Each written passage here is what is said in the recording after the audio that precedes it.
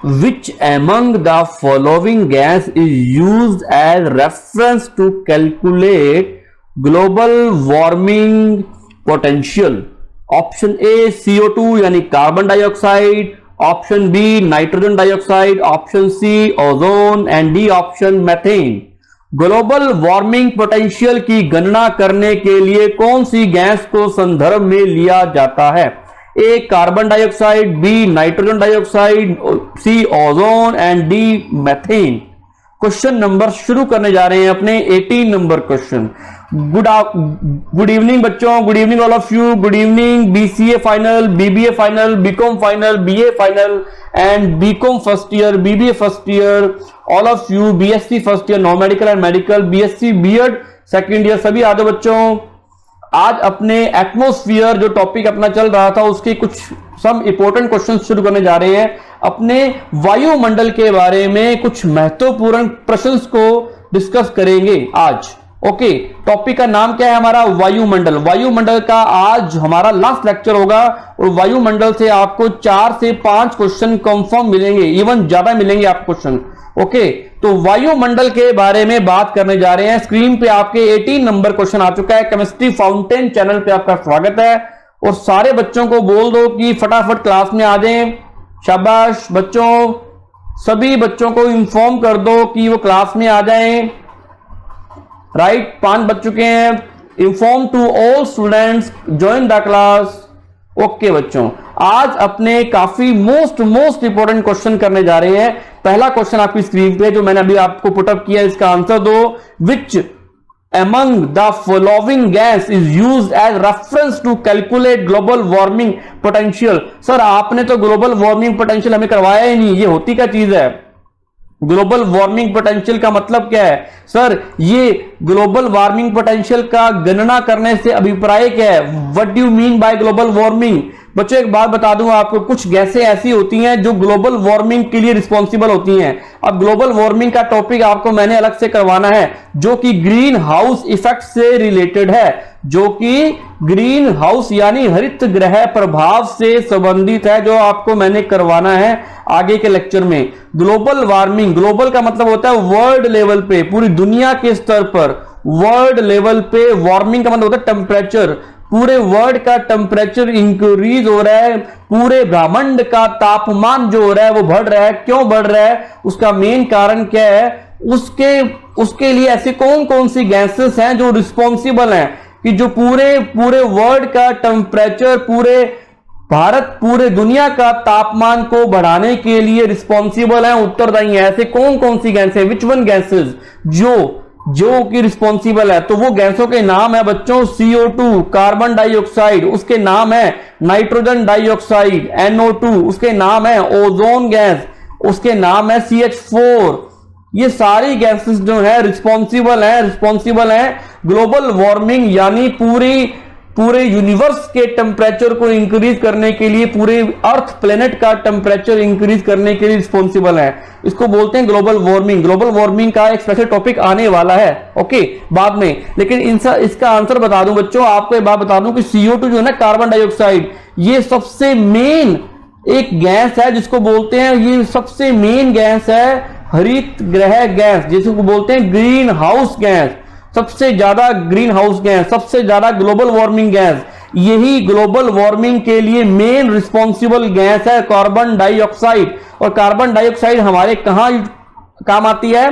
Carbon dioxide हमारे glucose की formation में काम आती है, जिसका यूज प्लांट्स करते हैं। कार्बन डाइऑक्साइड का यूज प्लांट्स भी करते हैं, बिल्कुल सही बात है, प्लांट्स का इसका यूटिलाइज करते हैं और ग्लूकोज की फॉर्मेशन करते हैं। जैसे हम चपाती खाते हैं तो चपाती के अंदर ग्लूकोज होता है, उसके अंदर ग्लूकोज की फॉर्मेशन कार्बन डाइऑक्साइड से होती है। दूसरी बात, कार्बन डाइऑक्साइड की सम अमाउंट, कुछ मात्रा पॉल्यूशन के लिए भी रिस्पॉन्सिबल होती है, सिर्फ कुछ अमाउंट, ज्यादा नहीं कहते। अपने इसको वैसे पॉल्यूशन गैस के अंदर काउंट ही नहीं करते, इसको प्रदूषक गैस के रूप में मानते नहीं, लेकिन थोड़ी बहुत नेग्लिजिबल लेवल पे, नगण्य स्तर पर कार्बन डाइऑक्साइड को एज ए पॉल्यूटेंट बोला जाता है, लेकिन पॉल्यूटेंट गैस है नहीं। क्वेश्चन एग्जाम में आता है कि मेन पॉल्यूटेंट गैस का नाम बताएं, give the name of main pollutant gas. मुख्यतः ऐसी कौन सी गैस है जो प्रदूषण के लिए जिम्मेदार है, वो उसका नाम है कार्बन मोनोऑक्साइड। Carbon monoxide. अपने मेन बात करने जा रहे हैं कि हमसे क्वेश्चन ने पूछा कि ग्लोबल वार्मिंग को अपने कैलकुलेट करना है, उसके लिए हम कौन सी गैस लें। तो उसके लिए सबसे ज्यादा जो गैस ली जाती है बच्चों, इसका आंसर मैं बताने जा रहा हूं, ए गैस है कार्बन डाइऑक्साइड। क्योंकि ए गैस जो है ना, जो कार्बन डाइऑक्साइड जो है ना, वो प्लांट्स में काम आती है ग्लूकोज की फॉर्मेशन के लिए। पॉल्यूशन में भी ये इसका थोड़ा बहुत हार्मफुल इफेक्ट पड़ता है। एक सबसे बड़ा इसका हार्मफुल इफेक्ट है बच्चों ग्लोबल वार्मिंग के लिए। ये पूरे यूनिवर्स का जो टेम्परेचर धीरे धीरे इंक्रीज हो रहा है ना, आपने कभी नोट किया हो तो जितने भी ग्लेशियर हैं, ग्लेशियर वो क्या हो रहे हैं, धीरे धीरे क्या हो रहे हैं, मेल्ट होना शुरू हो रहे हैं। ग्लेशियर क्या होते हैं, बर्फ के पहाड़। जितने भी बर्फ के पहाड़ हैं वो धीरे धीरे क्या हो रहे हैं, मेल्ट होना शुरू हो रहे हैं। उसका मेन कारण क्या है, पूरे यूनिवर्स का टेम्परेचर जो है वो इंक्रीज हो रहा है। और टेम्परेचर का इंक्रीज होना ही क्या होता है, ग्लोबल वार्मिंग। और ग्लोबल वार्मिंग के लिए रिस्पॉन्सिबल गैस कौन सी है, कार्बन डाइऑक्साइड। और कार्बन डाइऑक्साइड जो है ना, वो गैस कहां से आ रही है, वो गैस जो है जितने भी आप पॉल्यूशन या जितने भी आप व्हीकल चलाते हो, वहां से कार्बन डाइऑक्साइड गैस रिलीज हो रही है एनवायरमेंट के अंदर। एनवायरमेंट के अंदर कार्बन डाइऑक्साइड की गैस जो है ना, उसकी अमाउंट 0.03% होनी चाहिए। बस इससे ज्यादा होगी तो नुकसान पहुंचेगा। इसकी फिक्स अमाउंट से, इसकी जो अमाउंट फिक्स की गई, अगर उससे इसकी वैल्यू इंक्रीज होती है, अगर उससे इसकी मात्रा बढ़ती है, तो आने वाले टाइम में हमारे लिए हार्मफुल इफेक्ट है 0.04। अब इसका लेटेस्ट डाटा है 0.04 कार्बन डाइऑक्साइड की वैल्यू हो चुकी है। मेरी बात समझ में आ रही है बच्चों आपको?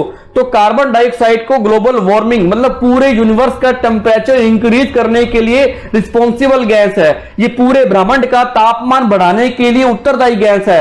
सर इस गैस से तापमान कैसे बढ़ेगा, कारण बताओ। ये सारे लॉजिक मैं बताऊंगा कि कार्बन डाइऑक्साइड कैसे टेम्परेचर को इंक्रीज करती है, तापमान को बढ़ाती है। ओके बच्चों, एक मैं आपसे एक क्वेश्चन और पूछता हूं कि ये बात बोली जाती है कि सर्दियों के अंदर विलेज के अंदर एक क्या हुआ है, एक फैमिली विलेज के अंदर क्या किया उसने, वो ना अंगीठी जलाते हैं ना अपने, अंगीठी जला करके सो गए और सुबह देखा तो वो उठे ही नहीं। ऐसा क्या कारण है? और उन्होंने रूम को बंद कर दिया और वो रात को सो गए और सुबह उठे ही नहीं। ऐसा क्या होता है बच्चों, जल्दी से का कारण बताओ। आपने कभी न्यूज़पेपर में पढ़ा हो कि विलेज में वो एक रूम के अंदर कुछ फैमिली वाले अंगीठी जला करके सो गए थे। अंगीठी इसलिए जलाते हैं ताकि रूम का टेम्परेचर थोड़ा थोड़ा इंक्रीज हो जाए, ताकि उनको सर्दी ना लगे विंटर सेशन के अंदर। तो वो सुबह देखते हैं तो हमें वो मिलते ही नहीं है, वो डेड बॉडी मिलती है। ऐसा क्या कारण है मेरे बच्चों? ऐसी कौन सी गैस निकलती है अंगीठी के अंदर से जिसके कारण उनकी डेथ तक हो जाती है? ऐसा कौन बताओ बच्चों, शाबाश।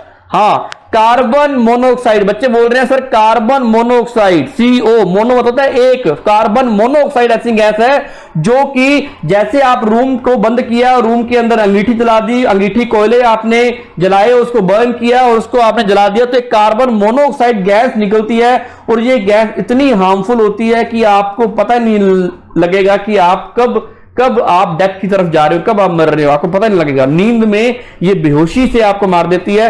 और कार्बन मोनोऑक्साइड क्या करती है, कार्बन मोनोऑक्साइड आपके खून के अंदर ना एक HB होता है, हीमोग्लोबिन है ना, उस हीमोग्लोबिन के साथ ये रिएक्शन करके क्या बनाती है, कार्बन डाइऑक्साइड, कार्बन मोनोऑक्साइड क्या बनाती है, कार्बोक्सिली यानी हीमोग्लोबिन के साथ ये कार्बोक्सी हीमोग्लोबिन बनाती है, कार्बोक्सी हीमोग्लोबिन। और कार्बोक्सी हीमोग्लोबिन जो है वो आपके अंदर ऑक्सीजन को एंटर करने नहीं देता, जिसके कारण आपके अंदर कार्बन मोनोऑक्साइड की गैस ज्यादा जाने के कारण ऑक्सीजन गैस अंदर जा नहीं पाती, आप धीरे धीरे मरते जाते हो। इस कारण ऐसा होता है कि ये जब बोला जाता है कि अंगीठी जला करके सोए और सुबह उठे ही नहीं, तो हमेशा ध्यान रखना, कभी भी रूम में जब भी अंगीठी जलाओ तो गेट को बंद ना करो। पहली बात तो जलाओ मत, अगर जला रहे हो तो रूम को बंद मत करो, ओपन एयर के अंदर, ओपन एटमॉस्फेयर के अंदर जलाओ। क्वेश्चन ये आया हुआ है कि तो कौन सी गैस है बच्चों, carbon monoxide. Carbon monoxide is a main pollutant gas, मुख्यतः प्रदूषक गैस है। और जबकि जबकि CO2 क्या है? मेन ग्लोबल वार्मिंग गैस है, एक प्रकार की मेन ग्लोबल वार्मिंग, यानी हिंदी में क्या बोलेंगे इसको? वैश्विक तापन गैस। वैश्विक तापन गैस, मुख्यतः वैश्विक तापन गैस का नाम बताओ तो कार्बन डाइऑक्साइड। मुख्यतः प्रदूषक गैस का नाम बताओ तो कार्बन मोनोऑक्साइड। ये वाली समझे बात को? ये सारी बातें आपको पॉइंट टू पॉइंट की। तो इसका आंसर क्या होगा बच्चों? ए। चलें आगे। What percentage of the earth atmosphere is 29 kilometre height? It is till, ये कहता है कि आप ना पूरे अर्थ से इक्वेटर लाइन से 29 किलोमीटर तक जाते हो तो हमारा एटमॉस्फेयर का कितना पार्ट कवर होता है? What percentage of the earth atmosphere covered by 29 kilometre height? पृथ्वी के वायुमंडल का कितना प्रतिशत भाग 29 किलोमीटर की ऊंचाई तक मिल जाता है आपको? क्वेश्चन ये एयरफोर्स में आया हुआ है ना, वायु जितने भी एग्जाम होते हैं एयरफोर्स के वहां आया हुआ है। तो आपको बताया कि 18 किलोमीटर तक तो कौन सी मिलता है आपको? स्ट्रेटोस्फियर। और स्ट्रेटोस्फियर वो लेयर होती है, सॉरी स्ट्रेटोस्फियर नहीं होती बच्चों, ट्रोपोस्फियर। पहली लेयर का नाम क्या है? ट्रोपोस्फियर। ट्रोपोस्फियर को बोलते हैं हिंदी में शोभ मंडल। आपको ये बात पता है बच्चों कि ट्रोपोस्फियर के अंदर मैक्सिमम डेंसिटी मिलती है, सारे एनिमल्स सारे बर्ड्स आपको यही मिलते हैं, ऑल घनत्व आपको यही मिलेगा, animals plants trees human beings all जितनी भी स्पीशीज हैं आपको यही प्रेजेंट मिलती हैं। तो 18 किलोमीटर तक का एरिया मोस्ट डेंसिटी वाला एरिया होता है, अत्याधिक घनत्व वाला एरिया होता है। बच्चों बात को समझ आ रही है? तो लेकिन जैसे ऊपर जाएंगे तो आपको पता है कि इसके बाद ना कौन सी लेयर आती है? स्ट्रेटोस्फियर लेयर आती है।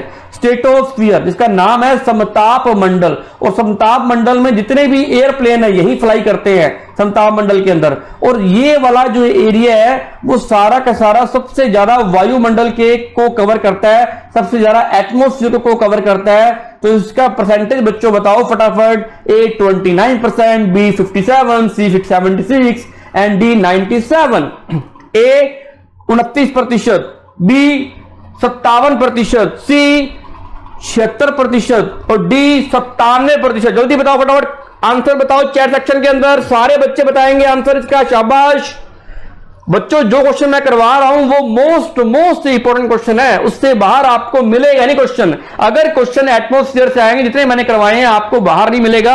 ऐसे single topic with questions cover करते जाओ और सिलेक्शन लेते जाओ। जिसका पेपर ड्यू है वो पेपर को क्लियर करो, जिनका पेपर आने वाले टाइम में फ्यूचर में जब भी होगा वो एग्जाम की क्लियर पक्का करेगा। अगर वो क्लासेस लगा रहा है तो क्लासेस लगाने में तुम्हारा नुकसान क्या है बच्चों? कोई नुकसान नहीं, आपने सिर्फ सुनना है आपने।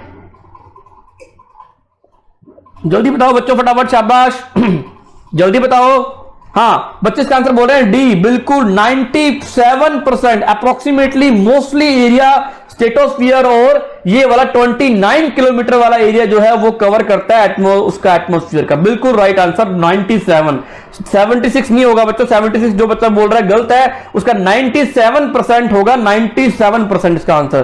क्वेश्चन आ रहा है नेक्स्ट स्क्रीन पे। Out of the following daily weather changes in atmosphere whose functions are, ऐसा कौन सा एरिया ऑफ द एटमोस्फियर जहां पर वेदर से रिलेटेड यानी मेटीरियोलॉजिकल चेंजेस होते हैं। यानी वेदर का मतलब होता है जहां पर क्लाउड की फॉर्मेशन होती है, क्लाउड की फॉर्मेशन होती है, रेनफॉल होने के चांस होते हैं, रेनफॉल होने के चांस होते हैं। ऐसा एरिया वो कौन सा एरिया एटमॉस्फेयर का? तो आप बोलोगे troposphere, middle circle, ion circle, stratosphere. वायुमंडल में दैनिक मौसम परिवर्तन निम्नलिखित में से किसके कारण होते हैं बच्चों?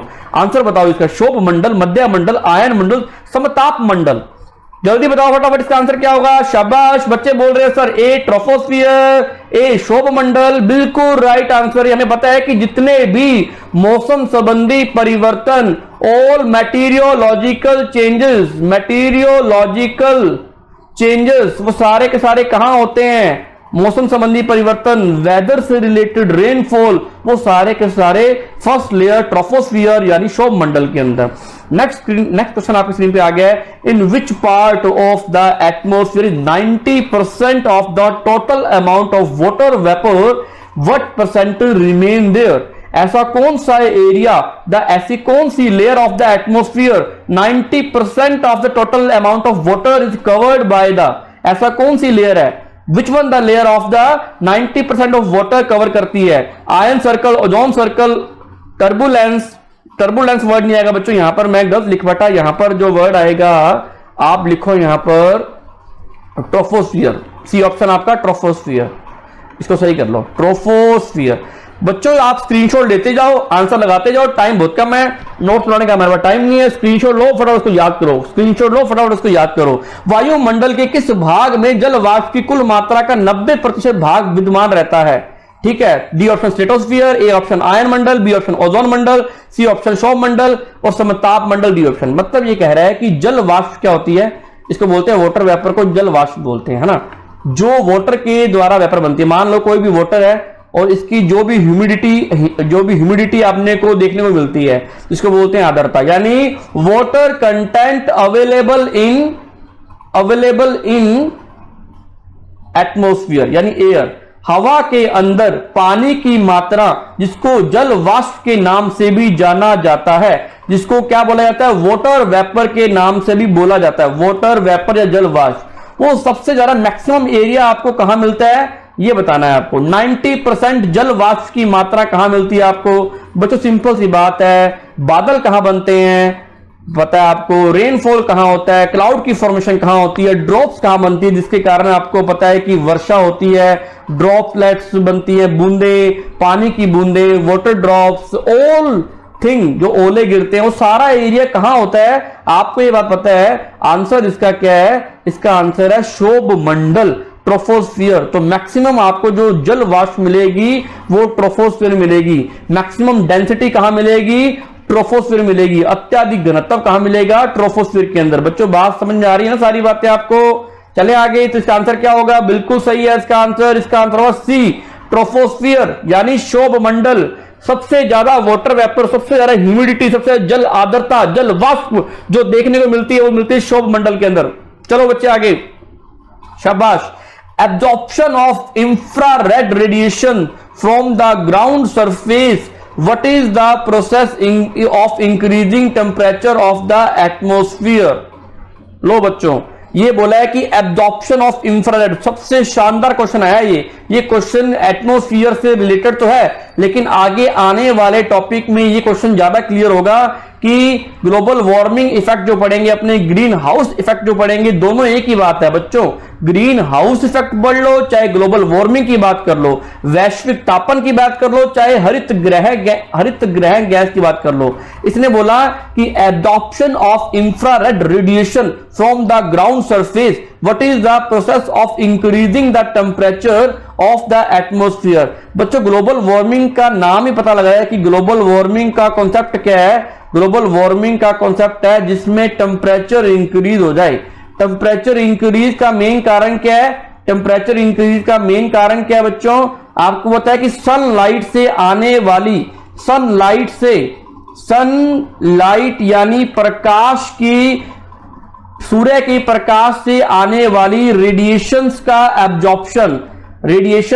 एब्जॉर्प्शन यानी विकिरणों का अवशोषण। मेन कारण क्या है? आपको बताया कि सर्दियों के टाइम में हमारी मम्मी क्या करते थे, बाल्टी भर करके, बकेट भर करके पानी को रख देते थे और उसको धूप में रखते, ताकि पानी धूप से क्या हो जाए, गर्म हो जाए। ऐसा क्यों होता था? क्योंकि आपको बताया कि ऐसा क्यों होता है बच्चों? आपको बताया कि सनलाइट के अंदर जो रेडिएशंस होते हैं ना, उसके अंदर क्या होती है? उसके अंदर E4 एनर्जी होती है। एनर्जी से क्या मिलती है हमें? H4 हीट मिलती है, उष्मा मिलती है। और इसी उष्मा या हीट के कारण किसी भी कंटेंट का, किसी भी मटेरियल का टेम्परेचर इंक्रीज होता है। इसका मतलब रेडिएशन का जब एब्जॉर्प्शन होता है, रेडिएशन का जब अवशोषण होता है ना बच्चों, तो उसके कारण उसकी एनर्जी E4, उसकी एनर्जी इंक्रीज होती है, ऊर्जा बढ़ती है। ऊर्जा बढ़ने से उसकी हीट H4 हीट बढ़ती है, उष्मा बढ़ती है। उष्मा बढ़ने के कारण उसका टेम्परेचर इंक्रीज होता है। तो बच्चों आपको पता है कि अपनी अर्थ पर काफी टाइप्स के रेडिएशंस आते हैं, काफी टाइप्स के, मैनी टाइप्स के रेडिएशंस यानी विकिरणें आती हैं। एक तो आप पढ़ चुके हैं जिसका नाम है UV radiation, ultraviolet radiation, पराबैंगनी किरणें, जो कि अपने वातावरण एटमॉस्फेयर के लिए काफी हार्मफुल है, बहुत ज्यादा हानिकारक है, इसको रोकने का काम करती है ओजोन लेयर, इसको रोकने का काम करती है ओजोन। उसी तरीके से एक अपनी अर्थ पर आती है जिसका नाम है IR रेज, इंफ्रारेड रेज, ये भी अपनी अर्थ पे आती है और इसका एब्जॉर्प्शन जो है ना कुछ गैसें करती हैं, जैसे CO2 गैस इसका एब्जॉर्प्शन करती है और इसका एब्जॉर्प्शन के कारण CO2 गैस करती है और ड्यू टू एब्जॉर्प्शन अवशोषण के कारण हमारे जो भी वातावरण में एनर्जी की वैल्यू इंक्रीज हो जाती है, एनर्जी की वैल्यू इंक्रीज होने के कारण हीट की वैल्यू बढ़ जाती है, उष्मा की वैल्यू बढ़ जाती है, उष्मा की वैल्यू बढ़ने के कारण आपको पता है T4 टेम्परेचर भी इंक्रीज हो जाता है। इसको बोलते हैं ग्लोबल वार्मिंग इफेक्ट, जो कि आने वाले टाइम में पढ़ने वाले हैं। तो ग्लोबल वार्मिंग में ऐसी कौन सी रेज है जो टेम्परेचर को इंक्रीज कर रही है? मेनली क्वेश्चन ये बनता है इंफ्रारेड रेज, इसको क्या बोलते हैं बच्चों? लाल अवरक्त विकिरणें या अवरक्त विकिरणें बोलते हैं इसको। ओके, ये याद रखना है आपको। इस फिनोमिना को क्या बोलते हैं? ये सारा फिनोमिना जो होता है ना, इसको ग्रीन हाउस इफेक्ट के नाम से जाना जाता है। तो ऑप्शन का सी कर लो बच्चों, ग्रीन हाउस प्रभाव। कुछ बच्चों को आता है, कुछ बच्चों को नहीं आता, मैं मानता हूं। मैं जब ये टॉपिक करवाऊंगा ग्रीन हाउस इफेक्ट तो उसमें और बातें क्लियर हो जाएंगी आपकी, वहां से क्वेश्चन पक्का बनेगा। तो ग्रीन हाउस इफेक्ट के कारण पूरे यूनिवर्स का टेम्परेचर इंक्रीज हो रहा है, ब्रह्मांड का टेम्परेचर बढ़ रहा है। मेन कारण क्या देना है कि सनलाइट से आने वाले जो due to radiations, absorption of radiations के एब्जॉर्प्शन के कारण ये टेम्परेचर जो है, जो हीट है वो इंक्रीज हो रही है और टेम्परेचर बढ़ रहा है। इसको बोलते हैं ग्लोबल वार्मिंग, इसी को बोलते हैं ग्रीन हाउस इफेक्ट। मतलब green house effect global warming से कोरिलेटेड है, पूरा का पूरा परस्पर जुड़ा हुआ है। ओके, चलें बच्चों आगे। समझ में आ रहा है ना बच्चों आपको? जल्दी बताओ फटाफट। बच्चों समझ में आ रहा है आपको? जो बच्चे BBA वाले हैं, BCA वाले हैं, BCom वाले हैं, वो बताओ बच्चों को कि ये टॉपिक साइंस का होता है, साइंस वालों को दिक्कत नहीं आती। और ये टॉपिक ज्योग्राफी का भी होता है, जो ज्योग्राफी वालों को भी दिक्कत नहीं आती, जो बच्चे BA BEd सेकंड ईयर में, जो बच्चे BSc BEd सेकंड ईयर में हैं। चले आगे, चलो। The universe is permanent element of the right. ऐसा कौन सा एलिमेंट है जो पूरे यूनिवर्स में परमानेंट बना रहेगा? वायुमंडल का सर्वाधिक स्थायी तत्व कौन सा रहेगा? बताओ बच्चों, शाबाश। ये बड़ा अच्छा क्वेश्चन पूछा है इन्होंने। नाइट्रोजन, N2 मतलब नाइट्रोजन, O का मतलब O2 ऑक्सीजन, है ना, CO2 मतलब कार्बन डाइऑक्साइड, डाई का मतलब होता है दो यानी 2, कार्बन डाइऑक्साइड, वाटर वेपर, जितनी भी वाटर वेपर मिलती है, जल वाष्प, नाइट्रोजन, ऑक्सीजन, CO2, जल वाष्प। जल्दी बताओ, शाबाश। इसका आंसर बताओ कमेंट सेक्शन में अंदर, चैट सेक्शन के अंदर। इसका आंसर क्या होगा? कई बच्चे बोल रहे हैं सर B होगा, कई बच्चे बोल रहे हैं सर A होगा, कई बच्चे बोल रहे हैं सर D होगा। जल्दी बोलो फटाफट, इसका आंसर बोलते जाओ फटाफट, फिर आपके से एक क्वेश्चन करवाएंगे। जल्दी जल्दी फटाफट बच्चों, आपको मैं मोस्ट इंपोर्टेंट क्वेश्चन करवा रहा हूं, जल्दी इसका आंसर दो, मैं वेट कर रहा हूं आपका। शाबाश, इसका आंसर दो फटाफट, जल्दी इसका आंसर दो। क्या बनेगा इसका आंसर? फिर आपको और काफी क्वेश्चन करवाने वाला हूं आपको मैं। जल्दी बताओ इसका आंसर क्या होगा बच्चों? ना तो इसका आंसर D होगा, वाटर वेपर। मैं मानता हूं कि वाटर वेपर लंबे टाइम तक लॉजिक लगाते हैं बच्चे, बोलते हैं सर इसका वाटर वेपर, इसका आंसर क्यों नहीं होगा? हमने बोला है ना क्यों नहीं होगा, क्योंकि वाटर वेपर जो है ना, आपको पता है जिस दिन सनलाइट या कुछ भी यूनिवर्स का टेम्परेचर बहुत ज्यादा जब इंक्रीज हो गया due to sunlight, due to infrared rays, due to increase carbon dioxide gas, जो कि गैसें इंक्रीज होने से कार्बन डाइऑक्साइड की गैस वैल्यू बढ़ने के कारण सनलाइट का एब्जॉर्प्शन बढ़ जाएगा, सूर्य की विकिरणों का अवशोषण बढ़ जाएगा जब कार्बन डाइऑक्साइड की मात्रा बढ़ेगी। कार्बन डाइऑक्साइड में एक क्वालिटी होती है, क्या क्वालिटी होती है? सनलाइट को एब्जॉर्ब करने की, जो हमारे लिए क्वालिटी नहीं है, हमारे लिए नुकसान है, हमारे लिए हार्मफुल है। कार्बन डाइऑक्साइड जो गैस होती है ना, वो सनलाइट को एब्जॉर्ब करने की क्षमता रखती है, इसमें कैपेबिलिटी होती है एब्जॉर्प्शन ऑफ लाइट, वो भी कौन सी? इंफ्रारेड रेज को, जिसके कारण इसका टेम्परेचर, यूनिवर्स का टेम्परेचर इंक्रीज हो रहा है due to increase of temperature. जब आपको बताया कि पूरे ब्रह्मांड का टेम्परेचर बढ़ जाएगा तो वहां पर ह्यूमिडिटी होगी क्या? ह्यूमिडिटी होगी, बताओ बच्चों शाबाश। क्या वहां पर ह्यूमिडिटी बचेगी क्या? क्या वहां पर आर्द्रता बचेगी क्या? वायुमंडल के अंदर आर्द्रता, एटमॉस्फेयर के अंदर ह्यूमिडिटी बचेगी क्या? ह्यूमिडिटी मतलब क्या था? Water content available in air, हवा के अंदर पानी की मात्रा बचेगी? नहीं बचेगी, क्योंकि टेम्परेचर बढ़ने से जितने भी पानी है वो वेपर बन जाएगा, वाटर की ड्रॉप्स जो है वो वेपर बन जाएगी और वो उड़ जाएंगी, वो सारी जो है वेपर बन करके उड़ जाएंगे, भाप बन करके, वाष्प बन करके ऊपर की तरफ फ्लाई कर जाएंगी, हमें वाटर कंटेंट अवेलेबल नहीं होगा एयर के अंदर, तो ह्यूमिडिटी डिक्रीज होगी, आर्द्रता कम हो जाएगी उसकी, तो वाटर वेपर तो कम होगी। जब वाटर वेपर कम होगी, इसका मतलब वाटर वेपर एक स्टेबल कंटेंट नहीं है, एक स्टेबल मटेरियल नहीं है एटमॉस्फेयर का, तो ये तो नहीं बनेगी। कार्बन डाइऑक्साइड बेचारी की मात्रा वैसे ही बहुत कम है, इसकी 0.04, कितनी लेस अमाउंट, नेग्लिजिबल, इसको काउंटर। सर ऑक्सीजन वैसे ही 20% है, ऊपर से ये क्या है, एक्टिव है, रिएक्टिव है। ऑक्सीजन जो है ना बहुत रिएक्टिव होती है। अब बच्चे क्वेश्चन पूछते हैं, बच्चे ये बोलते हैं कि सर ऑक्सीजन की वैल्यू तो 20% है और नाइट्रोजन की वैल्यू 78% है, हमें सबसे ज्यादा रिक्वायरमेंट होती है ऑक्सीजन की, तो अगर ऑक्सीजन की वैल्यू 78 कर दें, अगर ऑक्सीजन की वैल्यू 78 कर दें हमारे पूरे भारत के अंदर एट द टाइम कोरोना काल में, कोरोना पीरियड में ऑक्सीजन सिलेंडर की बहुत ज्यादा डिमांड चल रही है, तो सर अगर मैं 78% हमारा जो गॉड है, हमारी जो नेचर है, इसको 78% कर दे और नाइट्रोजन को 20% कर दे, मतलब ये अदला बदली, इसको एक्सचेंज कर दे, इसको बोलते हैं बार्टर सिस्टम, बोलते हैं कॉमर्स के अंदर बार्टर सिस्टम, मतलब लेन देन। तुम नाइट्रोजन को डिक्रीज कर दो, हम यहां से ऑक्सीजन को इंक्रीज कर दें, क्या फायदा होगा क्या बच्चों? अगर मैं ऑक्सीजन की वैल्यू 78% कर दूं तो क्या बच्चों फायदा मिलेगा? जल्दी बताओ, जल्दी बताओ, शाबाश। क्या हार्मफुल इफेक्ट पड़ेगा? पूरी दुनिया में आग लग जाएगी अगर 78% ऑक्सीजन हो गई, तो पूरी दुनिया, पूरे वर्ल्ड में, पूरे ग्लोबल लेवल पे पूरी दुनिया जल उठेगी, पूरी दुनिया बर्न हो जाएगी बच्चों, अगर 78% होगी। आपको पता है क्यों? क्योंकि ऑक्सीजन गैस जो होती है ना, वो क्या होती है, फ्लेमेबल होती है, फ्लेमेबल यानी ज्वलनशील होती है। अगर आपको किसी को जलाना है ना, कोई चीज आपको बर्न करनी है, तो विदाउट ऑक्सीजन वो चीज बर्न नहीं होगी, बर्न नहीं होगी। बताना आपको बात, कोई भी चीज ज्वलनशील कब होती है? जब आप किसी चीज को जलाती हो, तो विदाउट ऑक्सीजन कोई भी चीज जलती नहीं है, बर्निंग नहीं होती, उसके बर्न नहीं होती, जलती नहीं है। ओके बच्चों, क्योंकि ये फ्लेमेबल होती है। अगर 78% ऑक्सीजन कर दी तो पूरी ब्रह्मांड, पूरा यूनिवर्स क्या हो जाएगा, फ्लेमेबल हो जाएगा। एक चिंगारी छोटी सी पूरे देश को जला देगी, पूरे देश को बर्न कर देगी।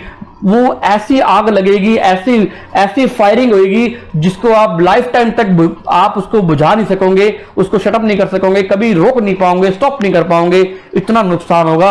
तो नेचर ने कुछ ना कुछ सोच समझ के बनाया है कि 20% ऑक्सीजन गैस होगी और 78%। तो आपको पता है कि ऑक्सीजन गैस भी लंबे टाइम तक सर्वाइव नहीं करेगी, क्योंकि ये एक प्रकार की रिएक्टिव गैस है। तो आंसर क्या बनता है? 78% गैस नाइट्रोजन बनता है इसका आंसर, क्योंकि नाइट्रोजन गैस जो है ना, वो काफी क्या होती है, इनएक्टिव गैस होती है, अक्रियाशील गैस होती है। ओके बच्चों, तो इसका आंसर होगा 78 यानी नाइट्रोजन गैस बनेगी, जो कि ये काफी लंबे टाइम तक सर्वाइव करेगी। बच्चों बात समझ में आई कि ऑक्सीजन गैस का फिनोमेना क्या है? बच्चों एक बात आपको पता है कि जब अपने मोमबत्ती को, किसी भी कैंडल को अपने बुझाते हैं, उसको स्टॉप करते हैं, तो आप कैसे करते हो? फूंक मारकर। तो फूंक मारने से वो क्यों वो बुझ जाती है? क्योंकि आपके जब आप फूंक मारते हो तो वहां से कार्बन डाइऑक्साइड गैस निकलती है, जो कि उस मोमबत्ती को बुझा देती है। तो कार्बन डाइऑक्साइड गैस की प्रेजेंस में कोई भी चीज आप बर्न नहीं कर सकते, कोई भी चीज आप फायरिंग नहीं कर सकते, जला नहीं सकते, क्योंकि ये गैस बुझाने में काम आती है। चले आगे।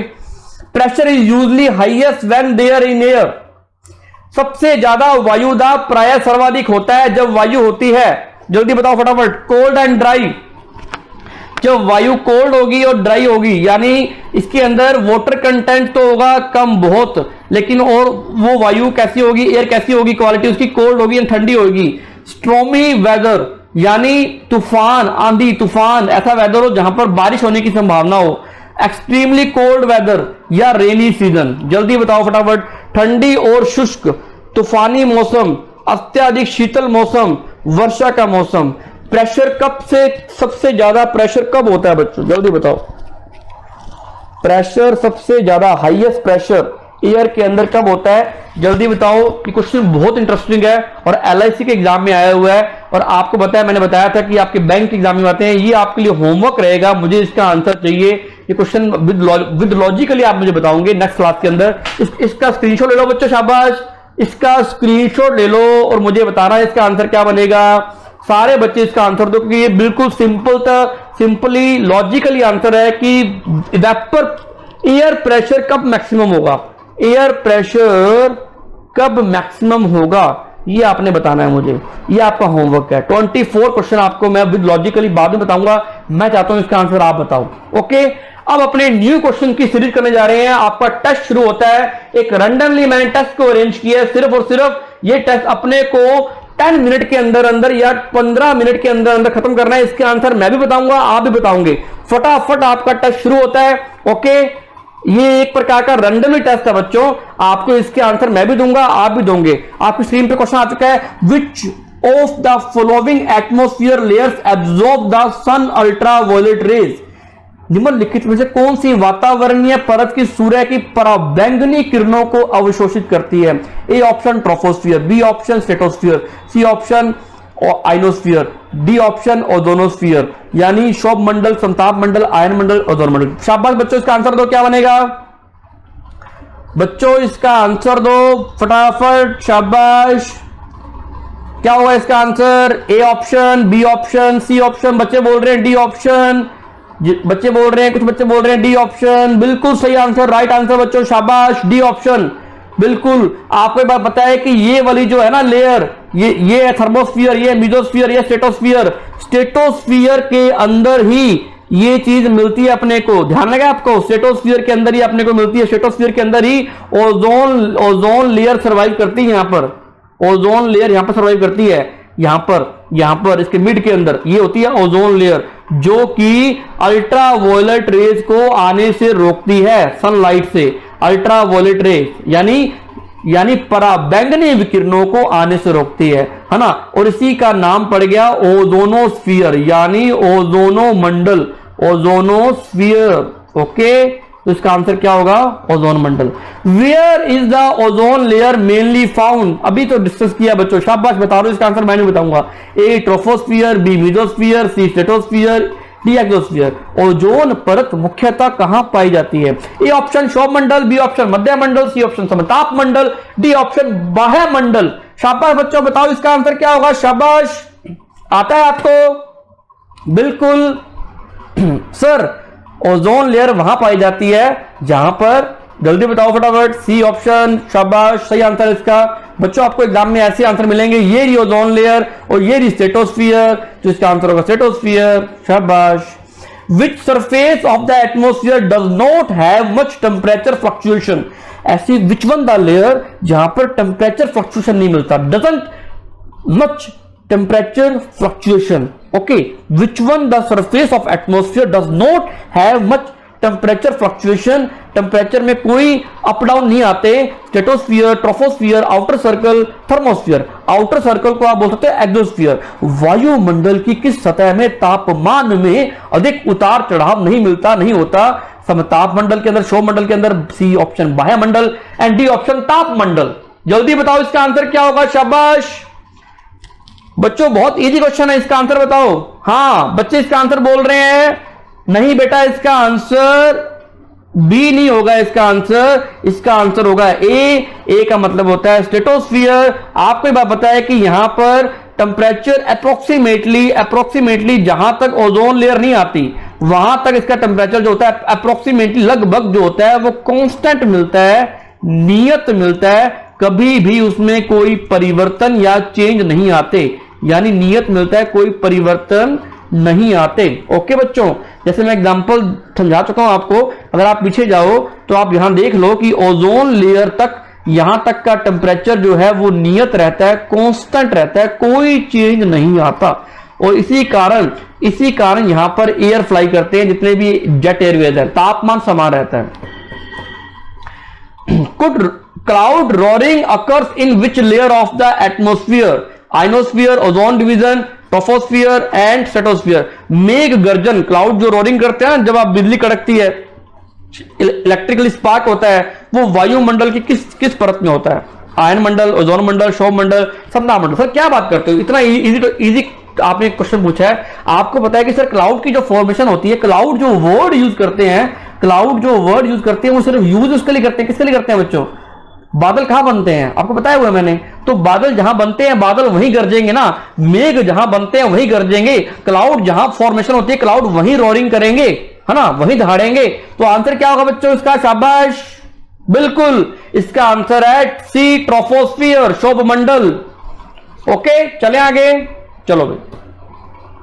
The maximum height from the surface of the troposphere. आपको ये क्वेश्चन बहुत आसान लगेगा क्योंकि ये मैंने पहले करवा चुका हूं बच्चों। इसका आंसर क्या होगा, मैक्सिमम हाइट कहां मिलेगी, आपको ये बात पता है, 6 किलोमीटर, 4 किलोमीटर, 12 किलोमीटर, 18 किलोमीटर। शोभ मंडल की धरातल से अधिकतम ऊंचाई कहां मिलती है, बताओ बच्चों इसका आंसर क्या होगा।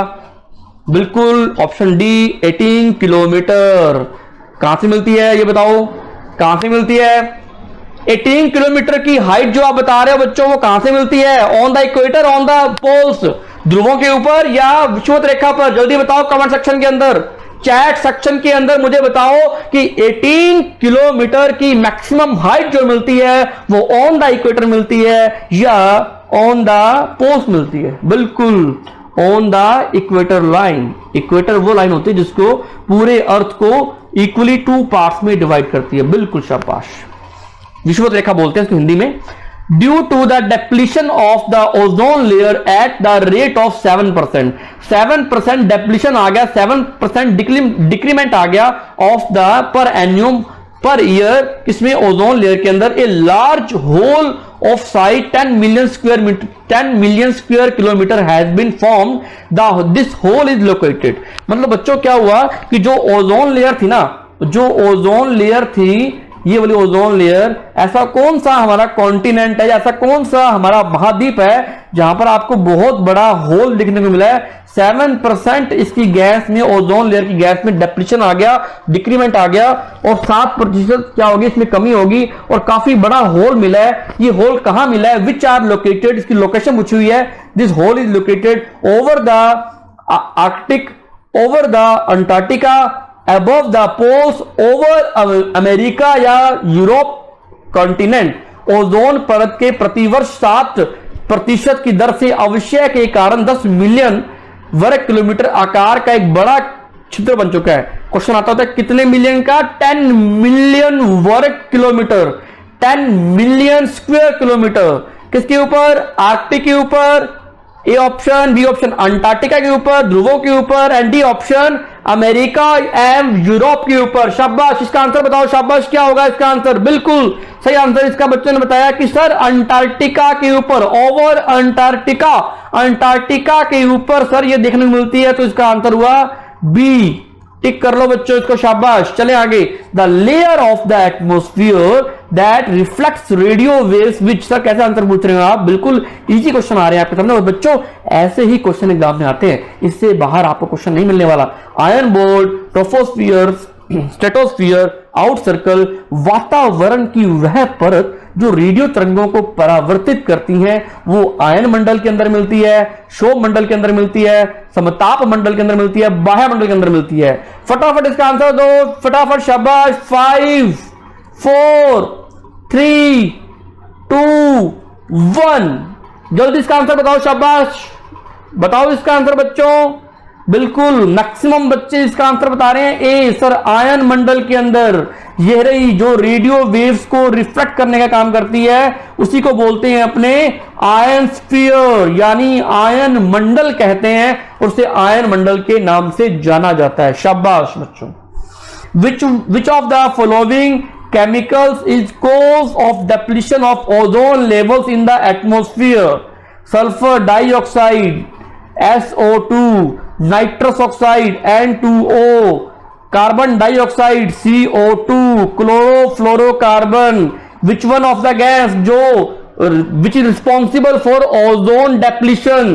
Which one the gas? बताओ बच्चों, वायुमंडल में ओजोन के अवक्षय का कारण ऐसी कौन सी गैस है? Sulphur dioxide, nitrous oxide, carbon dioxide, chlorofluorocarbon. शाबाश, इसका आंसर दो बच्चों, जल्दी बताओ इसका आंसर, जल्दी बताओ फटाफट। 5 4 3 2 1, इसका आंसर है बच्चों डी ऑप्शन, क्लोरोफ्लोरोकार्बन। मैंने आपको बताया हुआ है कि क्लोरोफ्लोरोकार्बन जो गैस है वो ओजोन लेयर को खत्म करने का काम कर रही है, एक प्रकार की केमिकल गैस, एक रासायनिक गैस का फॉर्मूला क्या था, CFC, क्लोरोफ्लोरोकार्बन, क्लोरोफ्लोरोकार्बन CFC बोला जाता है। ये नुकसान पहुंचा रही है, हार्मफुल इफेक्ट किसको दे रही है, ओजोन लेयर को हार्मफुल इफेक्ट पहुंचा रही है। ये रिस्पॉन्सिबल है डेप्लीशन के लिए, है ना, it is responsible for depletion of ozone layer, ozone gas. चलिए आगे बच्चों।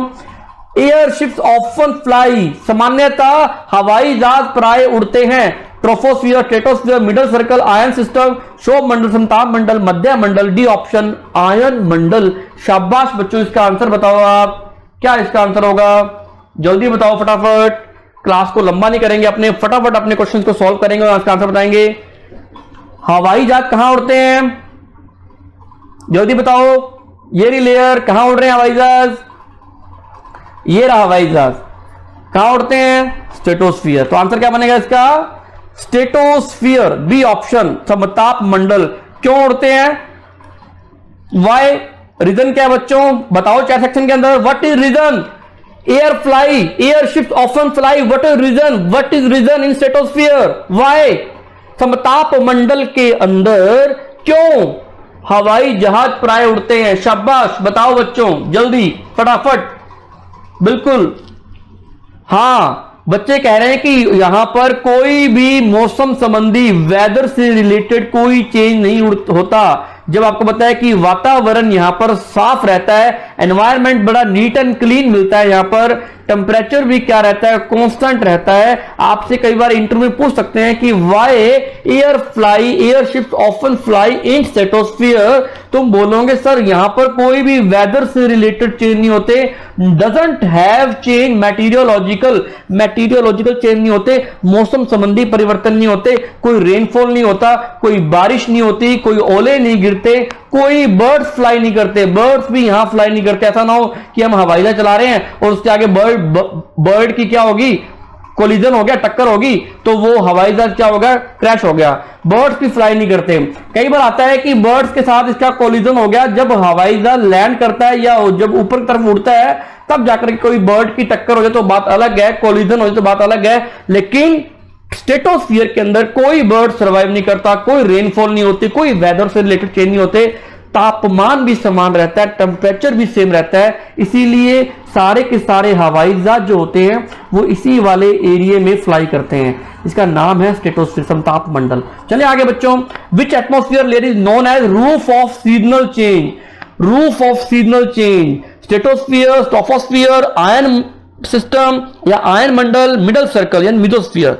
किस वायुमंडल परत को मौसमी परिवर्तन की छत के नाम से जाना जाता है। बिल्कुल आसान था क्वेश्चन, क्वेश्चन को घुमा घुमा के बोल रहा है, कितना कितना मजेदार है। और ये सारे क्वेश्चन एग्जाम में बच्चों आए हुए हैं कि मौसमी संबंधी परिवर्तन, मेटीरियोलॉजिकल चेंजेस यानी क्लाइमेट से रिलेटेड चेंज, जलवायु से संबंधी परिवर्तन कहां होते हैं, जिसको बोलते हैं रूफ ऑफ सीजनल चेंज, यानी सीजन के अंदर चेंज आते हैं, क्लाइमेट के अंदर चेंज आते हैं। उसका आंसर है बच्चों ए ऑप्शन समताप मंडल, बी ऑप्शन शोभ मंडल, सी ऑप्शन आयन मंडल, डी ऑप्शन मध्य मंडल। आंसर बताओ बेटा, बट शाबाश। 5 4 3 2 1 इसका आंसर है बच्चों, टिक कर लो, ट्रोपोस्फियर, शोभ मंडल को ही बोलते हैं क्योंकि सारे के सारे मेटीरियोलॉजिकल ऑल क्लाइमेटिक चेंजेस, जलवायु संबंधी परिवर्तन यही होते हैं, इसलिए इसको छत बोलते हैं मौसम संबंधी। ये रही भाई छत, ये वाली। चलें आगे, सबसे शानदार क्वेश्चन आज आपके आया है, सबसे शानदार। इसका आंसर आप ही दोगे, मैं नहीं दूंगा। The percentage of oxygen and carbon dioxide in the atmosphere. ये क्वेश्चन आपके एग्जाम में 2019 के एग्जाम में बीएससी वालों के आया हुआ है एग्जाम में ये वाला क्वेश्चन। तो बच्चों नोट कर लो इसको। ए ऑप्शन 20.95 या 0.04 इन्होंने पूछा है percentage composition of carbon dioxide in atmosphere and oxygen gas. Okay, पहला पूछा आपने ऑक्सीजन गैस का, सेकंड वन पूछा है इसने CO2 का। जल्दी बताओ 20.95, 0.04, 20% या 0.04, 20.95, 0.004, 20.0% या 0.44। ए ऑप्शन वायुमंडल में ऑक्सीजन और कार्बन डाइऑक्साइड की प्रतिशत है। क्या इसका आंसर होगा, जल्दी बताओ। A option 20.95%, B option M 0.04%, B option 0.40%, 0.40 and C option 20.95 and 0.004, C option D option 0.0 and 20.0, 0.44%, 0.44। तो इसका आंसर क्या होगा, जल्दी बताओ। ए ऑप्शन होगा या बी ऑप्शन होगा या सी ऑप्शन होगा या डी ऑप्शन होगा, जल्दी बताओ इसका फटाफट। शाबाश बच्चों, इसका आंसर दो। बस 2 मिनट की क्लास और रह गई है, फटाफट अपने क्लास को आपको फ्री कर रहे हैं, चिंता मत करना, सिर्फ 2 मिनट की क्लास और रह गई है, सिर्फ 4 क्वेश्चन पेंडिंग पड़े हैं। जल्दी बताओ इसका आंसर क्या होगा, जल्दी, शाबाश। हाँ बच्चे बोल रहे हैं सर इसका आंसर होगा ए। आपको एग्जैक्ट मैंने डाटा बताया हुआ 20.95% जो है वो आपको मिलती है। कौन सी गैस मिलती है आपको? अप्रोक्सीमेटली 21 मान लो, 20.95 ऑक्सीजन गैस और 0.04। बच्चों देखा आ गया ना, नया डाटा आ गया ना। हमें बचपन से ये पढ़ाया जा रहा है कि 0.03 CO2 की परसेंटेज कंपोजिशन होती है। अब आपको याद नहीं करनी, नया डाटा आपको बताया 0.04%, जो कि लास्ट ईयर एग्जाम में आ भी चुका है। तो इसका आंसर होगा ए ऑप्शन, 20.95% एंड 0.04%। तो टिक कर लो इसको। ये देखो मैंने आपको ये वाला चीज एग्जांपल करवाया। नाइट्रोजन का आपको याद रखना है 78.084, ऑक्सीजन का याद रखना है 20.94%, 20.946 को बोलते हैं 20.95। अगर मैंने पहले कभी गलत बोल दिया तो यहां सही कर लो, 20.95%, अप्रोक्सीमेटली 21 के पास पहुंच गए। ओके, एक CO2 को याद रखना है आपको 0.04, एक ऑर्गन का 0.04, एक ऑर्गन का ये रहा, दिखाता हूं आपको मैं, ये रहा। आपको याद रखना सिर्फ 4। नाइट्रोजन का कंपोजिशन, नाइट्रोजन का संगठन होता है 78.084, ऑक्सीजन का कंपोजिशन होता है 20.94 और इसका होता है कार्बन डाइऑक्साइड 0.04 और 9.93% होता है ऑर्गन गैस का। ये होती है ऑर्गन गैस, जो कि एक प्रकार की इनएक्टिव गैस है, एक प्रकार की नोबल गैस है, एक प्रकार की आदर्श गैस है ना। 78.04, 20.94 बोल दो या 20.95 बोल दो। चले आगे बच्चों, 12 क्वेश्चन आपकी स्क्रीन पे आ गया बच्चों। क्या आंसर है इसका? Which one of the following contains most of the satellites orbiting earth? ऐसे सबसे ज्यादा सैटेलाइट कहां रेवोल्यूट करते हैं, कहां पर परिक्रमा करते हैं, कहां पर चक्कर लगाते हैं? ऐसा कौन सा एरिया है एटमॉस्फेयर का? जल्दी बताओ फटाफट। Troposphere, stratosphere, thermosphere, exosphere. निम्नलिखित में से अधिकांश में पृथ्वी की परिक्रमा करने वाले उपग्रह कौन से हैं? Troposphere, stratosphere, thermosphere, exosphere. Hindi वाले बच्चों देखो, क्वेश्चन को हिंदी में लिख दिया ट्रोपोस्फियर। हमें नहीं बताया कि ये शोभ मंडल है, हमें नहीं बताया ये समताप मंडल है, हमें नहीं बताया ये ताप मंडल है, हमें नहीं बताया ये वायुमंडल है। अगर मैं इसलिए बोलता हूं कि सारी टर्म्स आप इंग्लिश में भी याद किया करो। एक बच्ची का पेपर आया ज्योग्राफी में, उसको टर्म्स को हिंदी में लिख दिया तो दिक्कत होगी, सर मुझे समझ में नहीं आया क्या करें। इसलिए बोलता हूं सारी टर्म्स को आप इंग्लिश में लर्न कीजिए, याद कीजिए। इसका आंसर क्या होगा? शाबाश बच्चे बोल रहे हैं डी ऑप्शन सही है, एक्सोस्फियर। एक्सोस्फियर में ही सारे के सारे सैटेलाइट चलते हैं, उपग्रह चलते हैं। जैसे हमारा आर्यभट्ट एक सैटेलाइट है, जितने भी सैटेलाइट हैं वो सर्वाइव करते हैं अपने। Okay, the highest layer can access by jet powered aircraft. ऐसी कौन सी लेयर है जहां पर जेट पावर क्राफ्ट एयरक्राफ्ट उड़ते हैं? उच्चतम परत जिसे जेट संचालित विमान द्वारा पहुंचा जा सकता है, ऐसी कौन सी लेयर है जहां आप जा सकते हो? Jet Airways. आपको ये बात पता है कि जेट एयरवेज ओनली फ्लाई करते हैं स्ट्रेटोस्फीयर के अंदर। सिर्फ आप स्ट्रेटोस्फीयर की हाइट तक ही जा सकते हैं, इससे ऊपर नहीं जा सकते। क्योंकि व्हाट्स रीजन? क्योंकि जेट संचालित विमान यानी एयरप्लेन सिर्फ और सिर्फ स्ट्रेटोस्फीयर में उड़ते हैं। तो सिर्फ और सिर्फ आप 0 से लेकर के 50 किलोमीटर तक की हाइट तक ही सर्वाइव कर सकते हो। इससे ऊपर आप जेट एयरवे नहीं चला सकते, विमान नहीं चला सकते। इसका आंसर होगा स्ट्रेटोस्फीयर, यानी हिंदी बोलते हैं इसको समताप मंडल। समताप मंडल। टाइम बहुत हो गया बच्चों, सिर्फ एक क्वेश्चन रह गया आपका।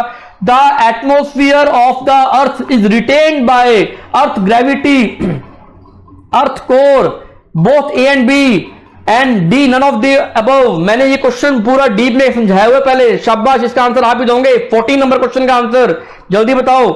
पृथ्वी का गुरुत्वाकर्षण पृथ्वी के वायुमंडल द्वारा बनाए रखा जाता है। वायुमंडल कैसे होल्ड अप है, कैसे टिका हुआ है? मेन कारण पृथ्वी का गुरुत्वाकर्षण, पृथ्वी की कोर, या दोनों ऑप्शन ए और बी? सी कर दो टिक, बोलो तुक्का मारो, सी टिक कर दो, है ना? नहीं, इसका आंसर बताओ फटाफट, ये आपके लिए होमवर्क है। इसका आंसर आपने बताना है, कल आपको मैं इसको भी लॉजिकली डिफाइन करूंगा। अब ये नेक्स्ट क्वेश्चन आपकी स्क्रीन पे आ गया। The average temperature of the atmosphere at earth surface. Average temperature बताओ बच्चों, पृथ्वी पर वायुमंडल का औसत तापमान। आपको बताया कि अर्थ पर अलग अलग टेम्परेचर सर्वाइव करता है। किसी कोई कॉन्टिनेंट हमारा, कोई महाद्वीप बहुत ठंडा है, जैसे कनाडा वाला जो एरिया होता है वो काफी ठंडा मिलता है अपने को। अपने वाला जो एरिया है वो काफी काफी ट्रॉपिकल, काफी गर्म वाला एरिया, काफी हीट वाला एरिया अपने वाला।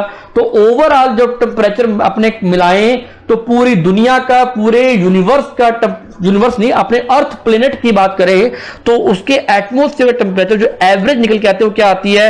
ए option 10 degree Celsius, B option 14 degree Celsius, C option 20 degree Celsius and D option 25 degree Celsius. ये आपका होमवर्क है, आपने मुझे इसका आंसर बताना है। अभी इसका आंसर बताओ, बाद में इसका आंसर मैं सही बताऊंगा एग्जैक्ट। तो 3 क्वेश्चन आपको मैंने होमवर्क के लिए दिए हैं, वो तीनों क्वेश्चंस के आप आंसर दोगे। ओके बच्चों, कोई दिक्कत हो तो बताओ। शाबाश, सारे बच्चे आया करो, बीसीए वाले, बीबीए वाले, बीकॉम वाले, BSc all, BSc BEd, BA BEd, सारे बच्चे प्रेजेंट रहा करो। जिनके पेपर ड्यू है वो सारे आओ। मैं पक्का गारंटी वादा करता हूं आपसे, अगर आपने डेली क्लास लगाई 10 अक्टूबर तक, जिनके पेपर ड्यू है उनकी बात कर रहा हूं, जिनके पेपर ड्यू है उनका पेपर 10 अक्टूबर को होगा। ओनली बीएससी फाइनल, सिर्फ फाइनल वाले बच्चे, सिर्फ फाइनल वाले बच्चों की बात कर रहा हूं। पेपर पक्का क्लियर होगा आपका, प्रॉमिस है मेरा। ओके बच्चों, कोई डाउट हो तो मुझे बताओ। शाबाश, जल्दी फटाफट, आगे टाइम बहुत हो गया। कोई डाउट हो तो बताओ। बाय बच्चों, थैंक यू, मिलते हैं फिर।